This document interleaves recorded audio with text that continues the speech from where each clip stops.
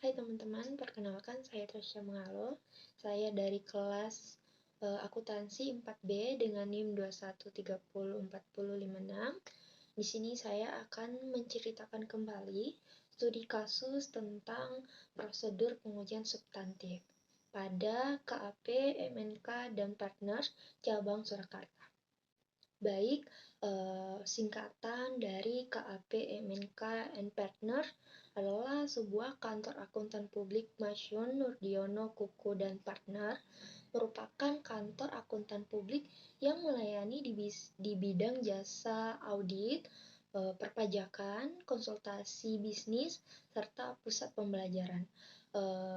Kantor publik akuntan ini memiliki prosedur pengujian substantif diantaranya seperti pengujian audit awal, prosedur analitik, pengujian terhadap transaksi rinci, pengujian terhadap akun rinci, serta verifikasi, penyajian, dan pengungkapan. Lalu kita akan masuk pada prosedur audit awal, di mana kantor akuntan publik ini awalnya akan mengusut saldo yang tercantum di dalam laporan posisi keuangan, lalu mereka akan memasukkannya ke saldo akun kas yang ada. Lalu kedua, melakukan perhitungan kembali atas saldo awal yang tercantum di dalam buku besar. Lalu ketiga, mereka akan mengusut saldo awal kas ke kertas kerja tahun lalu. Lalu berikutnya mereka akan melakukan review atau penelaah atas mutasi di luar buku atau jumlah dari sumber yang diposting dalam akun kas. Lalu yang terakhir dalam proses audit awal yaitu mereka akan mengusut postingan pendebitan serta pengkreditan atas akun kas dan jurnal yang terkait. Selanjutnya adapun prosedur analitik. Yang pertama mereka akan menghitung rasio kas dengan aset lancar, dan yang kedua mereka akan melakukan analisa atas prosedur analitik dengan dasar catatan tahun lalu, data industri serta jumlah yang dianggarkan dan data lainnya.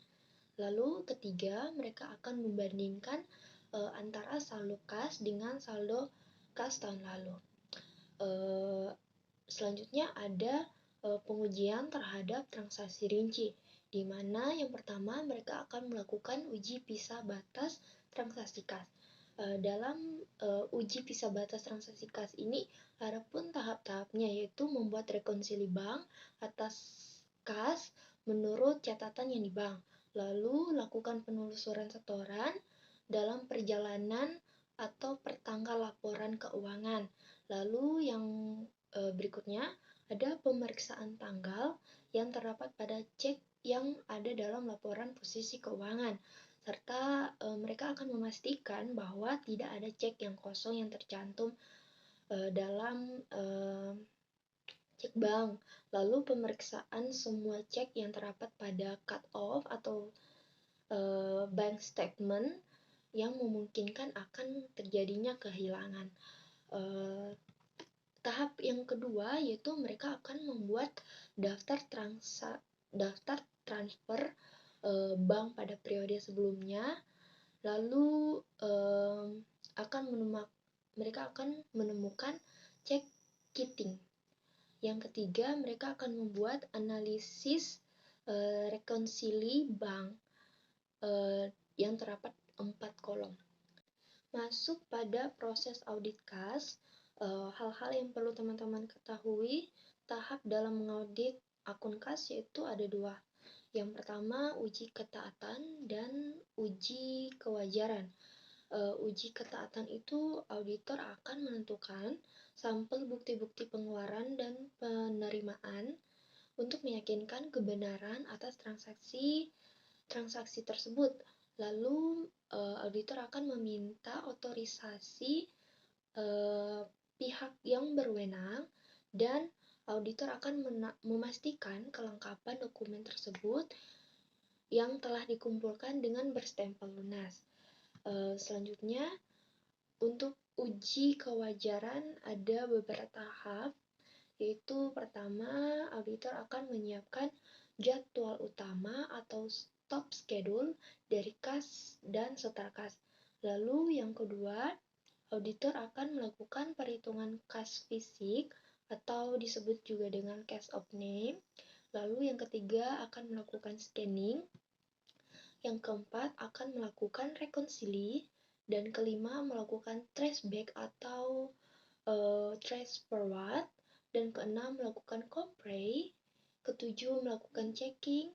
Kedelapan meneliti sistem pencatatan kas kecil, di mana jika kas kecil menggunakan metode impress atau menggunakan metode fluktuasi.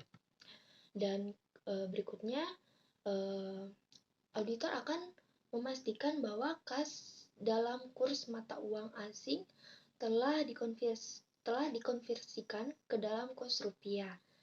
Dan selanjutnya, auditor akan membuat daftar koreksi atau adjustment yang diperlukan nantinya. Dan yang terakhir, di mana auditor akan menarik kesimpulan atau memberikan komentar dari hasil pemeriksaan kas tersebut.